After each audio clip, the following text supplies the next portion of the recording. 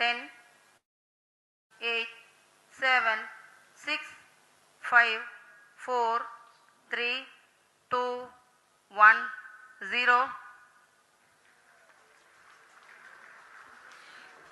Plus 5 seconds.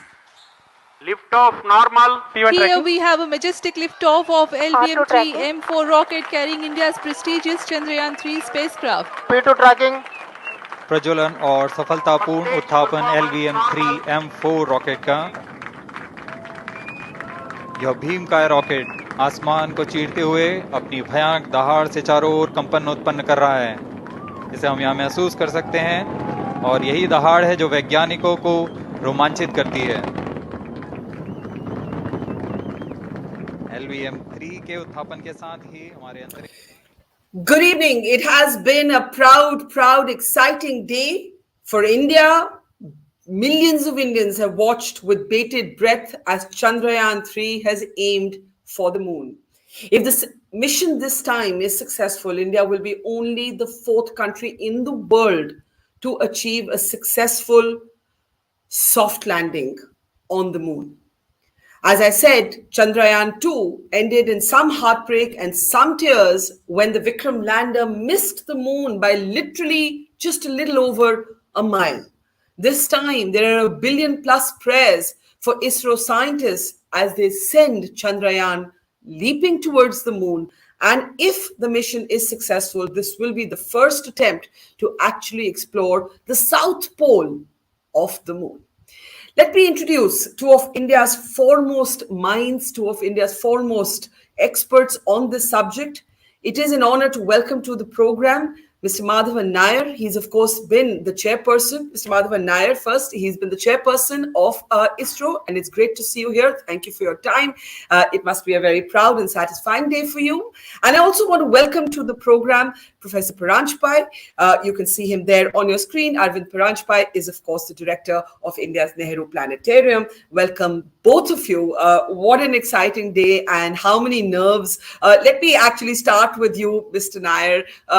Were you nervous given what happened last time? Was your heart in your hand? Were you nervous, sir, when you were watching this live? It was the most exciting moment as far as I'm concerned. And our dream of exploring the moon, we started in 2008. It is nearing the fruition now. Chandrayaan-2, of course, it was slightly a disappointment in the sense the lander and the rover did not function properly. But still, the mission was, I would say, more than 90% success. It has collected a lot of data and sent to ground. And in fact, we are going to depend on the orbiter, which was in the part of the Chandrayaan-2 for relaying the data for the Chandrayaan-3 as well. As you mentioned, the last mission, it was really narrow miss, just about 2 kilometers above the surface of the moon. Some glitch came on either hardware or software. We are not able to precisely say, but a combination of factors would have affected that to tumble and fall with a heavy velocity. There's something like 100 meters per second, 100 kilometers per hour speed, and it would have got disintegrated. But this time, the ISRO has done a lot of work. They have identified possible reasons and strengthened every aspect of it. The landing module has been improved, and it has got better legs, stronger legs now, and the propulsion module is a refined one with sufficient amount of redundancies, and the onboard computer has been revisited, and the software and algorithms have been changed to provide certain amount of redundancy and so on. So that way, a lot of job has been done, and the mission has to succeed. So, but at the same time, we know the intricacies of a large rocket itself, the GSLV Mark III. It is got very complex vehicle, but at the same time, it has got a good track record of flight in the past. But at the same time, anything can happen during the atmospheric flight and during the cryogenic stage. But we have survived all those things, and it was a fantastic start as far as the Chandrayaan-3 is concerned.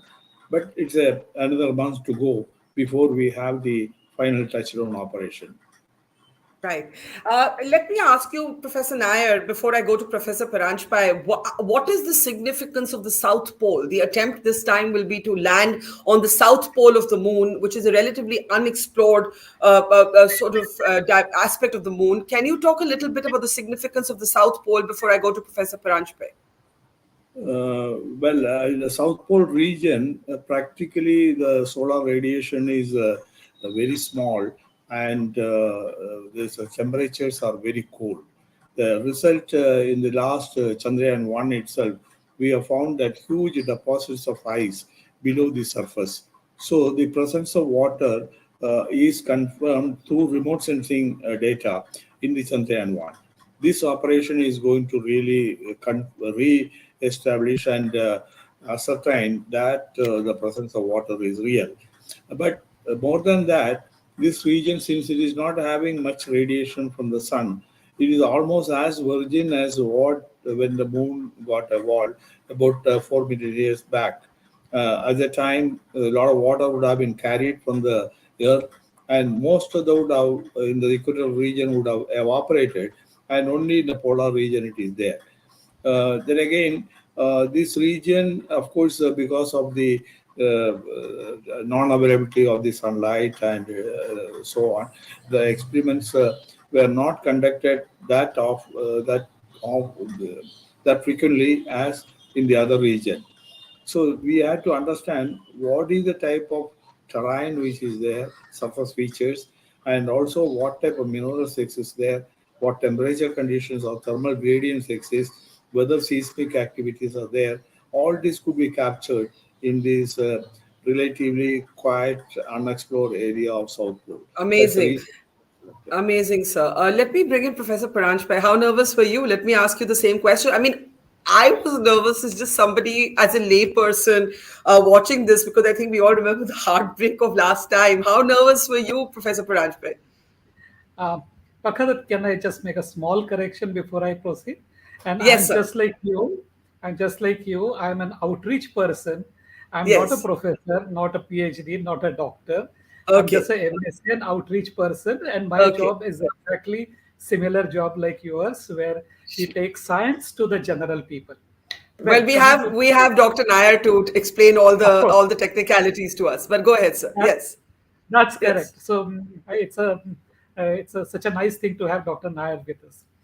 Yes, we assembled at the planetarium, and what we did was we broadcasted or webcasted the entire sequence to people assembled in the planetarium, and everyone was excited. We were excited, and as Dr. Nair has said, that this rocket is a well tested rocket. So I had really no sort of doubt in my mind. In fact, I've been saying since morning that launch will not be a problem at all. It was just like a mathematical line when we saw on the screen that whatever the lines which were drawn that the rocket should take that path, it took exactly that path. And just imagine, we had about say 50, 60 people. Mumbai, it is raining, so we didn't have enough number of people today. But whoever was present, we were all excited. Our staff was excited. And then as the rocket took off, there were big clouds, claps, and people started chanting like Bharat Mata Ki Jai and that kind of a thing. Everybody shook hand with each other. So it was a very excitement moment. And then same thing happened when we went to the Sky Theater. So I can't tell you. I mean, and there are no words enough to say how excited we all were. Yes, I can only imagine. Dr. Nair, if I can bring you in now, you said that the reasons for why Chandrayaan-2 Vikram lander missed its mark narrowly are not fully understood. What will be the challenges for ISRO as it maps the journey now till the 23rd of August, when the landing is expected to be a little before 6 p.m. on the 23rd of August? What will be the challenges? What are the key areas that ISRO will be looking at in the next few weeks? Well, in the next 4 weeks, we can only watch and see that and pray that everything goes all right. But what has been done for the last 4 years is a tremendous amount of work on this area. First of all, the possible causes of such an anomaly has been listed, and then they went by a process of elimination of certain things, and finally narrowed down on a few aspects.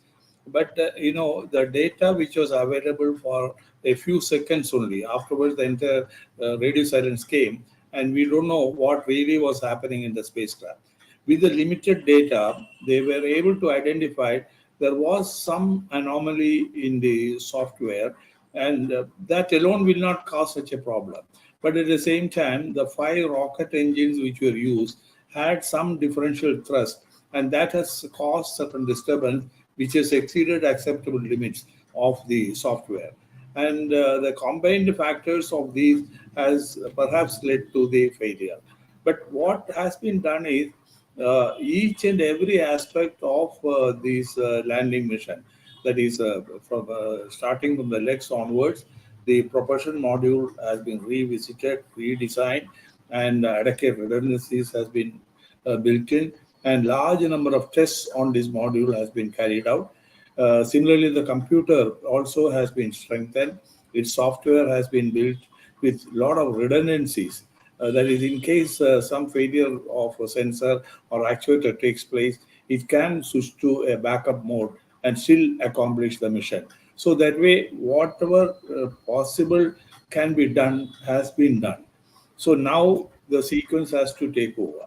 And now ISRO what can do is, of course, the orbit-raising maneuver also is equally complex. The spacecraft is around the Earth in an elliptical orbit, or about 36,000 kilometers, the farthest point from the Earth. From there, it will be raised step by step, maybe in about 5 or 6 operations, firing the propulsion module, and then it will be given escape velocity to travel towards the moon. But as you approach the moon, it is traveling with a very high speed. With that, if you don't apply a correction at the right instant, the entire spacecraft will be lost in the deep outer space. And at the right time, the rocket engines has to be fired, the velocity has to be trimmed so that the moon can capture the entire spacecraft into its orbit. Once it gets into an orbit, it tries to stabilize and then observe the parameters. And after that, looking at the orientation, velocities, and altitudes, and all those things, a program will be generated for the descent operation. So, sending a command from the ISRO center at Bangalore will be the most important event to start with. Once you start this operation, of course, let me briefly tell you how it happens. Atmospheric re-entry is something which is beneficial as far as the payloads around the Earth is concerned. Even the manned mission, what we are having, it once the orbit is broken, the atmospheric drag helps in reducing the velocity, and ultimately we can use parachutes to slow down to very low speeds. Whereas in the moon, since there is no atmosphere, the entire operation has to be done using rocket engines. So the rocket engine has to, first of all, maintain the orientation of the spacecraft.